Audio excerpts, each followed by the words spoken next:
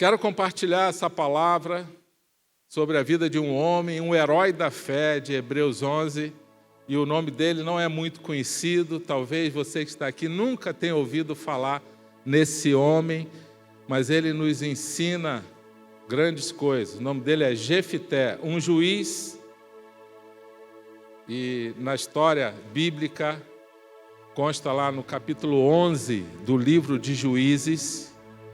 E nós vamos aprender com esse homem, um guerreiro, um homem valente e valoroso, mas também era um pacificador.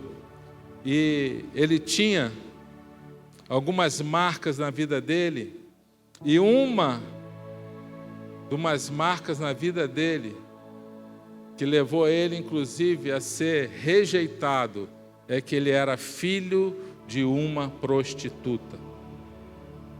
Só que esse filho de uma prostituta, que foi rejeitado pela própria família, Deus, quando tem um plano para uma pessoa, mesmo na rejeição, Deus vai te buscar. E esse homem se torna um líder do povo de Israel. Um homem que foi rejeitado, filho de uma prostituta, e Deus vai buscar ele, e ele diz sim para Deus. Quando você diz sim para Deus, pode ter certeza que Deus vai usar a sua vida. E talvez tenha gente aqui que esteja vivendo algo semelhante. Você não teve uma boa herança familiar, mas hoje você vai receber a verdadeira herança que Deus tem para nós, que cura qualquer coração, mesmo aqueles pais biológicos que falharam, que não fizeram o melhor, porque talvez eles não tenham recebido também. O Senhor vem para curar, para mudar essa história. Então, a história de Jefité é algo muito poderoso, que aconteceu há mais de 2.000 anos atrás, 3.000 anos quase, mas que está tão presente nos dias de hoje. Problemas familiares que geram marcas e feridas, dores, mas que o Senhor Jesus vem para resgatar. Deus nosso Pai vem para nos curar e nos dar a verdadeira paternidade. Eu quero ler junto com você, você pode abrir a sua Bíblia, Juízes 11, Juízes capítulo 11, a partir do versículo 1. Esse homem era um herói da fé, ele está na lista dos heróis da fé em Hebreus capítulo 11, versículo 32. Todo esse capítulo fala de homens, heróis da fé. Começa lá com Abraão, com Isaac, com Jacó, e vem listando homens de Deus, Davi, outros juízes, homens que venceram adversidades através da sua fé e glorificaram a Deus. Vamos ler aqui, versículo 1, Juízes 11. Jefité, o gileadita, era um guerreiro valente. Sua mãe era uma prostituta. Seu pai foi Gileade. A mulher de Gileade também lhe deu filhos, que quando já estavam grandes, expulsaram Jefité, dizendo: você não vai receber nenhuma herança de nossa família, pois é filho de outra mulher. Então Jefité fugiu dos seus irmãos e se estabeleceu em Tobi. Ali, um bando de vadios uniu-se a ele e o seguia. Algum tempo depois, quando os amonitas entraram em guerra contra Israel, os líderes de Gileade. Gileade também era o nome do local, da cidade que eles viviam, o mesmo nome do pai de Jefté. Os líderes de Gileade foram buscar Jefté em Tobi. Venha, disseram, seja nosso comandante, para que possamos combater os amonitas. Disse-lhes Jefté: vocês não me odiavam e não me expulsaram da casa do meu pai? Por que me procuram agora quando estão em dificuldades?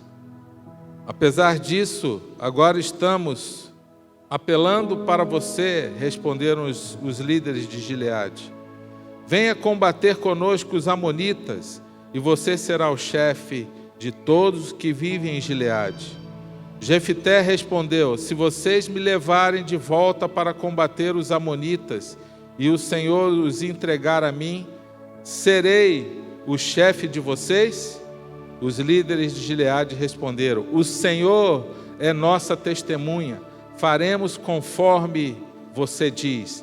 Assim, Jefté foi com os líderes de Gileade, e o povo o fez chefe e comandante sobre todos. E ele repetiu perante o Senhor em Mispá todas as palavras que tinha dito. Jefté enviou mensageiros ao rei amonita com a seguinte pergunta: que é que tens contra nós para ter atacado a nossa terra?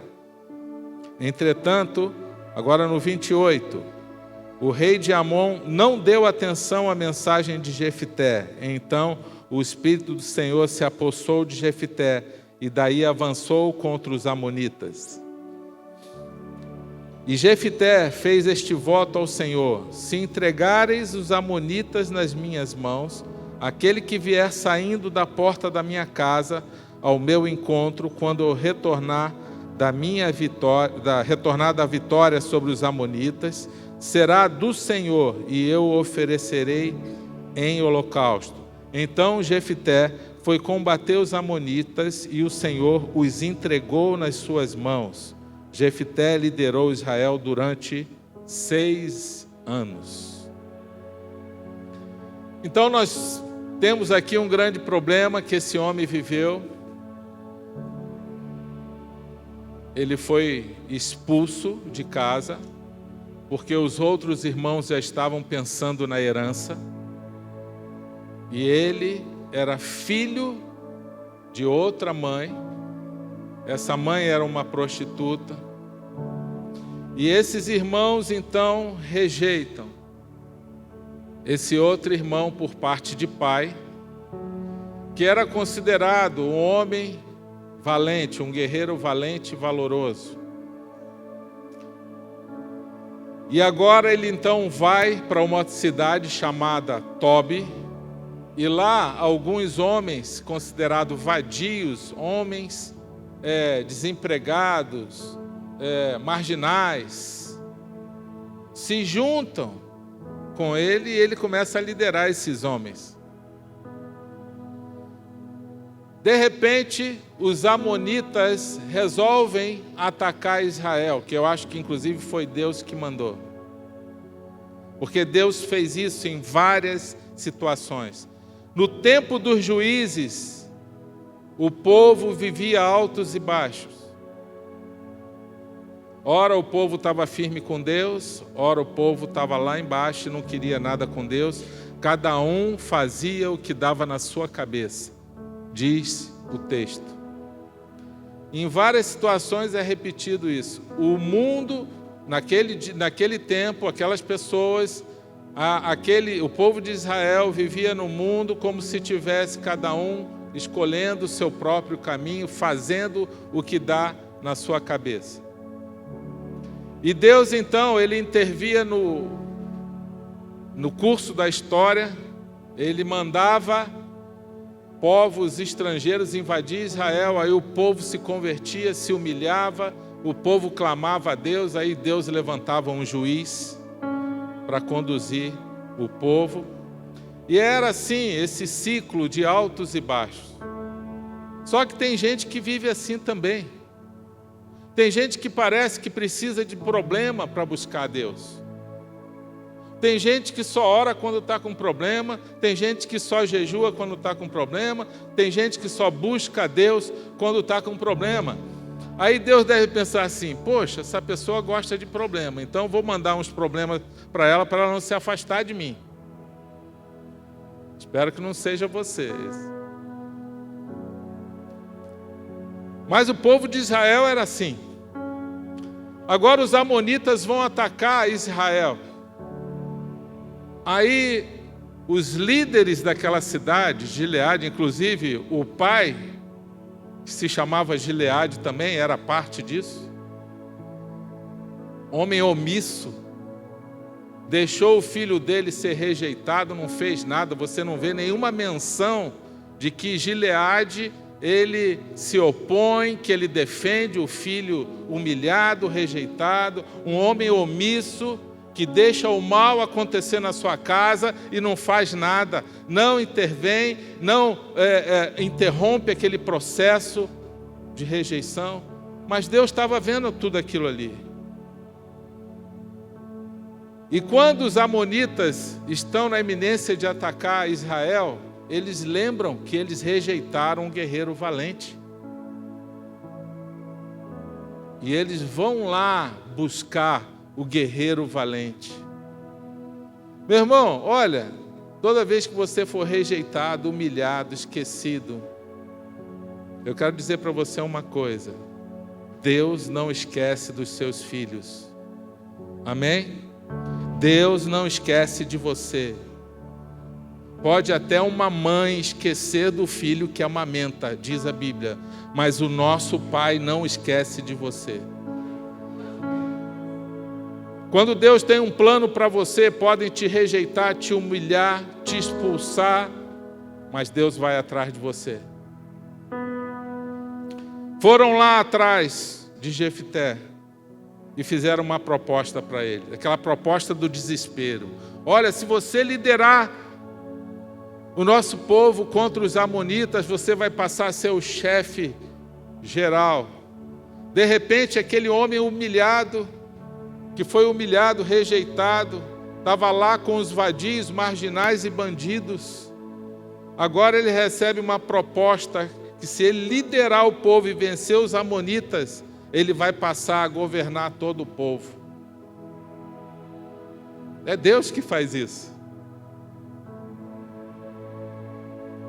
E diz o texto então que ele vai e faz um voto com Deus. Ele falou: Senhor, se o Senhor me der a vitória, aquela pessoa que estiver saindo, quem estiver saindo da minha casa primeiro, quando eu chegar da vitória, eu vou oferecer em sacrifício ao Senhor. E ele só tinha uma filha, e quem sai naquela hora que ele chega é a filha dele.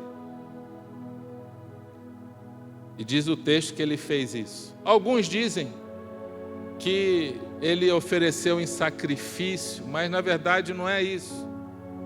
Sacrifício humano, Deus não aceita sacrifício humano.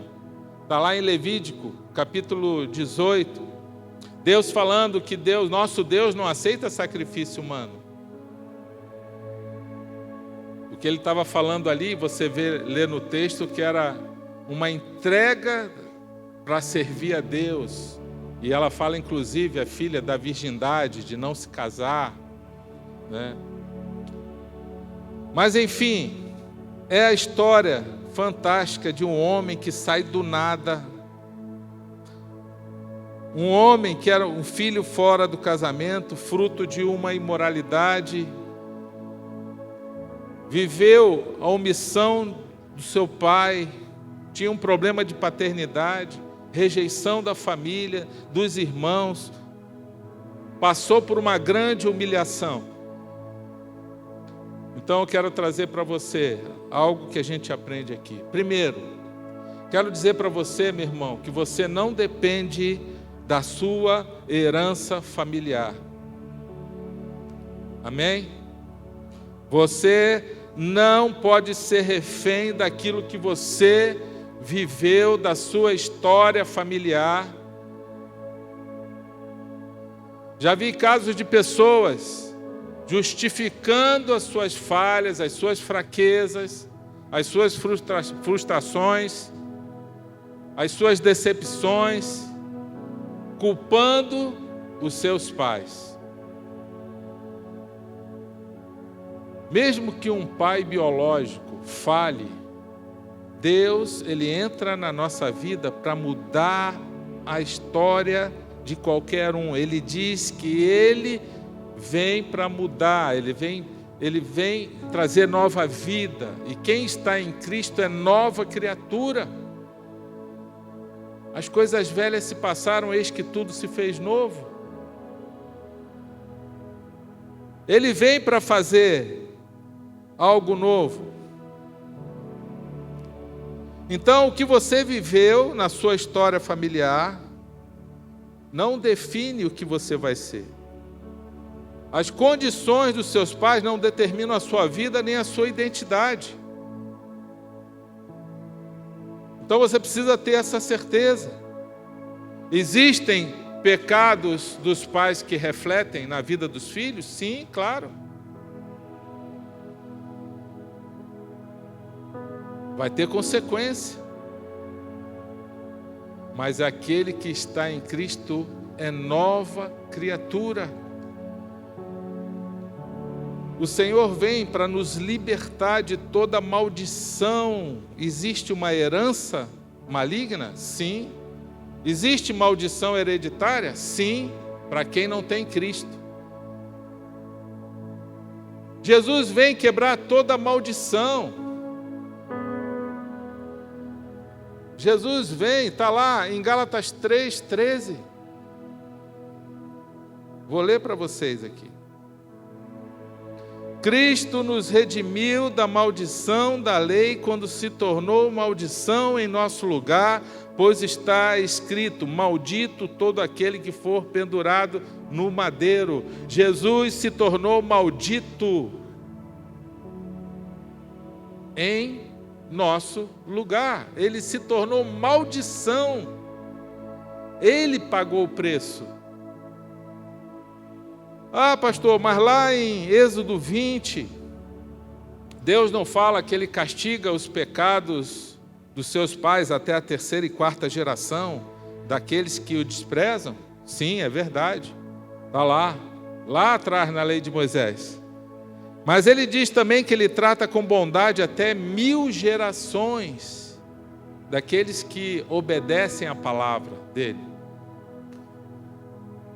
Ele castiga o pecado dos filhos, o pecado dos pais na vida dos filhos até 3ª e 4ª geração. Mas Ele abençoa, Ele trata com bondade, Ele abençoa 1000 gerações daquele que obedece. Olha como é o coração bondoso de Deus. Ah, então isso aqui sim, é verdade. Os filhos sofrem consequências do pecado dos seus pais, se esses filhos não receberem a Cristo. Por isso que Jesus precisa entrar na nossa vida para trazer cura e curar toda a maldição, tudo aquilo que vem da geração anterior, aquilo que vem como herança maligna. Satanás, ele quer se perpetuar nas gerações futuras. Por isso que você vê às vezes tendência de suicídio lá na geração anterior, que começa a acontecer na geração futura também. Porque precisa haver uma conversão em Cristo. Jesus, quando Ele entra, Ele quebra essa maldição. Ele quebra toda a ação demoníaca. Gente com problema com álcool, que muitas vezes passa para a geração seguinte, prostituição, imoralidade. Satanás, ele quer se perpetuar nas gerações seguintes. Como que vai quebrar isso? Só Jesus quebra isso. Eu dei o exemplo no culto da manhã que na minha família os homens gostam muito de beber e são mulherengos. E eu me converti com 27 anos. E eu falei para Deus: Senhor, eu quero quebrar isso na minha vida. Eu não quero prosseguir com isso. Os homens da minha família, eles não se contentam com uma mulher só. E eu falei: Deus, eu vou quebrar isso. Eu não quero isso. Meus irmãos tiveram problema nessa área, tios, meu pai já é falecido. E eu falei: Deus, eu não me recuso a prosseguir com isso. Agora, se eu não tivesse Cristo, com certeza eu não estaria aqui. A história seria outra. O pecado dos pais podem se manifestar, ter consequência na vida dos filhos para aqueles que não têm Cristo como Senhor e Salvador. Agora presta atenção numa coisa. Satanás, ele vai querer sempre vir reconquistar o território perdido dele. Ele sempre vai tentar. Porque se aquilo foi algo que ele dominava, agora Jesus entrou ali para libertar. Ele vai tentar, de alguma forma, reconquistar o território perdido dele. Então ele vai tentar perseguir, ele vai vir com algumas tendências, mas você precisa ter a certeza que você está liberto em Cristo e que você é do Senhor Jesus e que você conhece a verdade e que a verdade te libertou em Cristo. E o diabo, ele perde força na sua vida. Muitas vezes acontece também, aquele pai alcoólatra tem um filho que sempre condenou o pai, sempre julgou o pai. Viu até o pai, viu a mãe sofrendo, viu o pai batendo na mãe, e aquele filho fica com muita raiva daquele pai. Aquele filho tem vontade de bater naquele pai. E aquele filho desonra aquele pai, porque fecha o coração com aquele pai. E a Bíblia diz em Efésios 6, honra o teu pai e tua mãe, que é o primeiro mandamento com promessa, para que você viva dias felizes e longos anos nessa terra. E por causa dessa desonra, esse filho muitas vezes, aquilo que ele mais condenou no pai, aquilo que ele mais rejeitou no pai, ele sofre do mesmo problema. Daqui a pouco ele começa a se tornar um alcoólatra. Quantas histórias a gente já viu assim? Aquilo que ele mais rejeitou, e agora ele está fazendo, porque Cristo não entrou na vida dele. E ele, depois que aceita a Cristo, ele precisa viver a vida dele com Deus. A Bíblia diz lá, submetam-se a Deus, resistam ao diabo e ele fugirá de vocês. Você quer colocar o diabo para correr da sua vida? Sim ou não? Quando você chegar, ele sai correndo, ele vai sair correndo porque ele não vai aguentar a tua presença. Submissão a Deus. Submetam-se a Deus, resistam ao diabo e ele foge. Ele sai fora, ele vai tentar outro, ele vai bagunçar a vida de outro, e ele não toca na sua vida, porque você é um filho de Deus, que está se submetendo à palavra de Deus, e o diabo vai querer distância de você. Amém? Glória a Deus.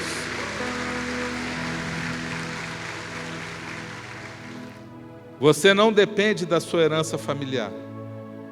Então, a partir de hoje, não justifique mais. Porque meu pai não me deu oportunidade, porque meu pai foi um bêbado, porque o meu pai separou da minha mãe, porque o meu pai fez isso, a minha mãe não me deu amor. Vamos parar com isso. Jesus vem para curar esse coração ferido, para quebrar toda a influência, tudo aquilo que os nossos pais não souberam fazer. Agora procure você fazer diferente. Perdoa eles. Perdoa e entrega para o Senhor isso. Cristo nos redimiu da maldição da lei, quando Ele se tornou maldição em nosso lugar. Ele se tornou maldição. Agora, quem não tem Cristo está debaixo de maldição. Romanos 8:1 diz que nenhuma condenação há para aqueles que estão em Cristo Jesus. Segunda coisa que a gente aprende aqui, que a fé é revelada no dia da adversidade. Foram lá pedir socorro a Jefté.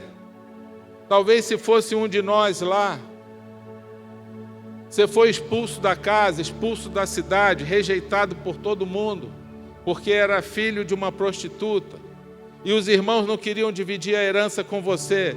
Daqui a pouco essas mesmas pessoas estão lá te pedindo, volta, porque a gente precisa de um líder, um guerreiro valente para lutar por nós.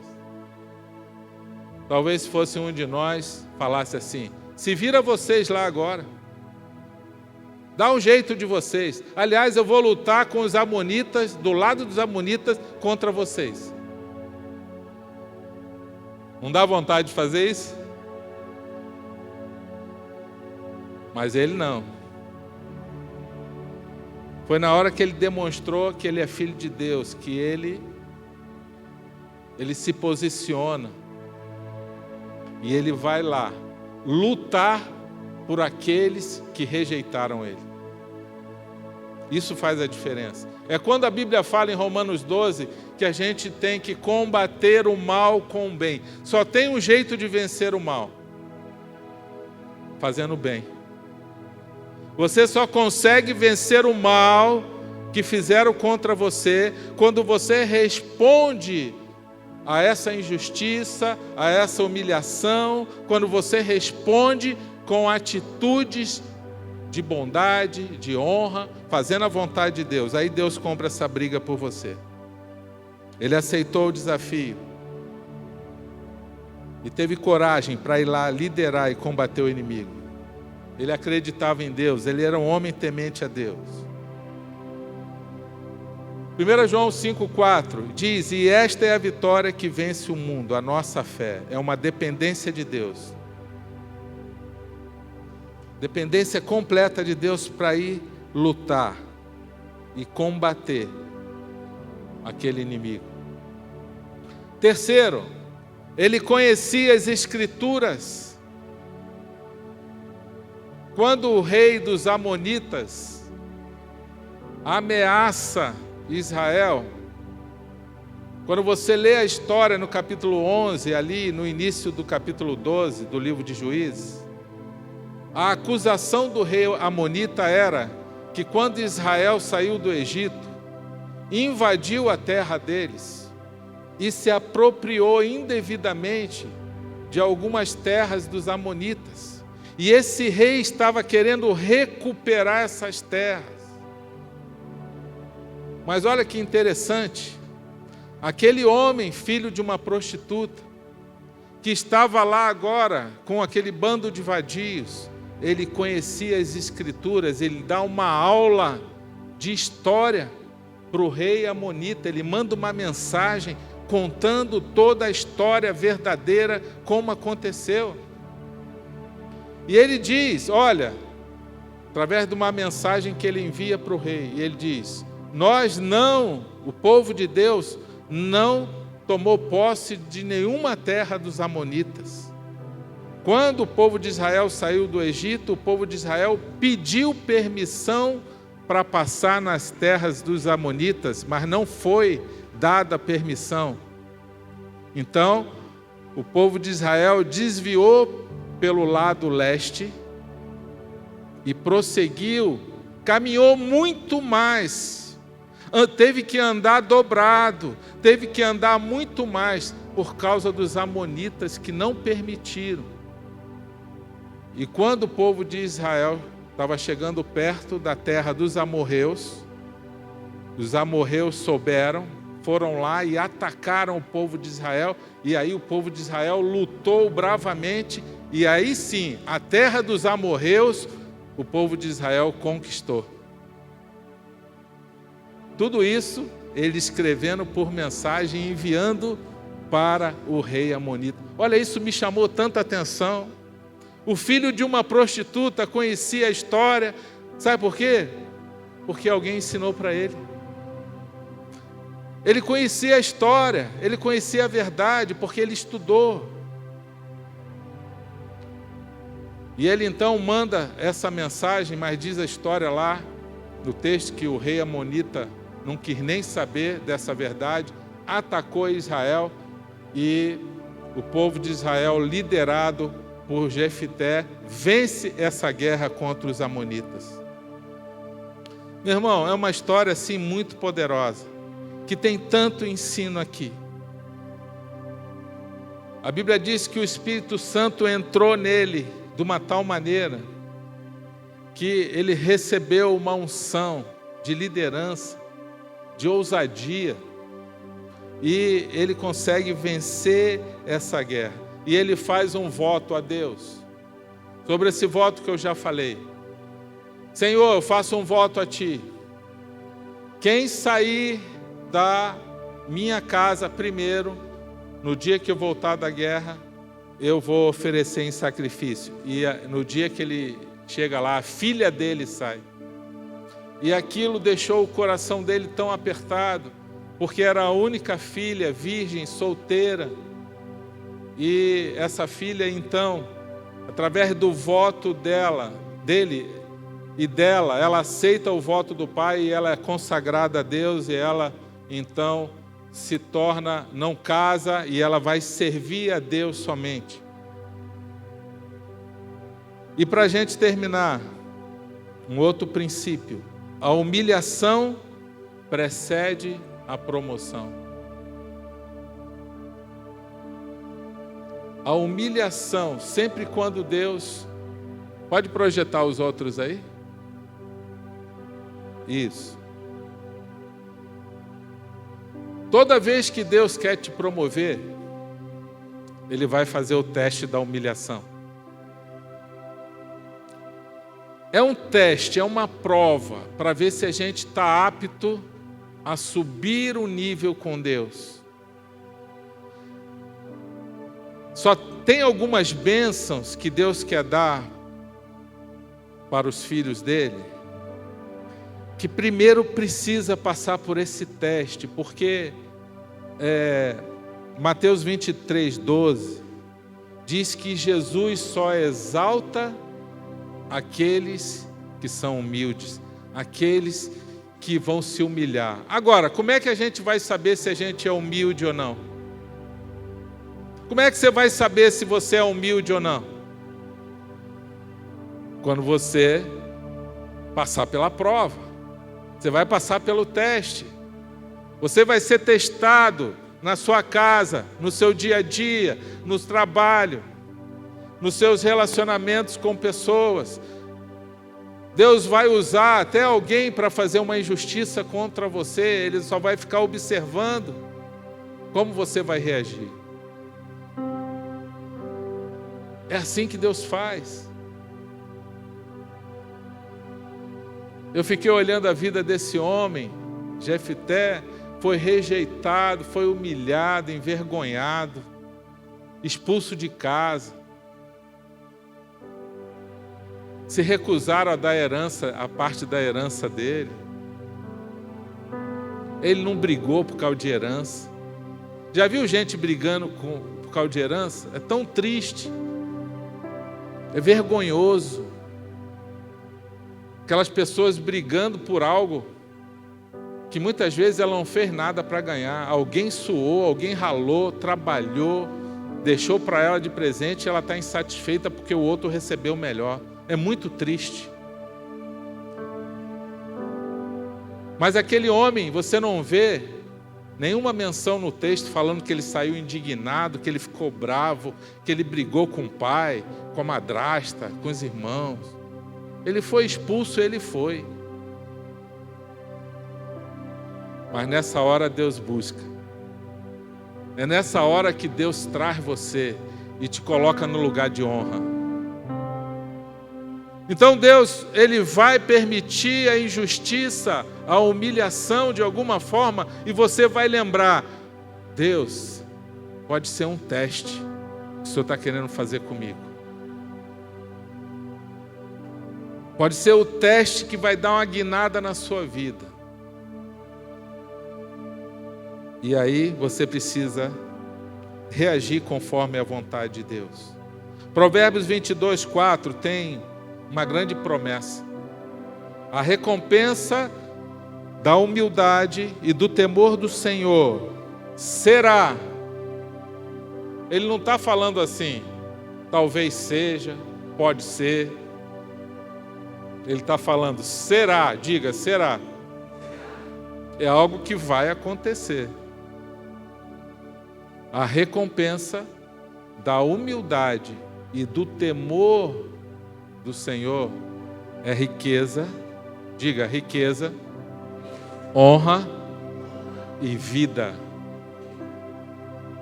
Uma das 3 coisas mais importantes na vida de uma pessoa: provisão, honra e vida.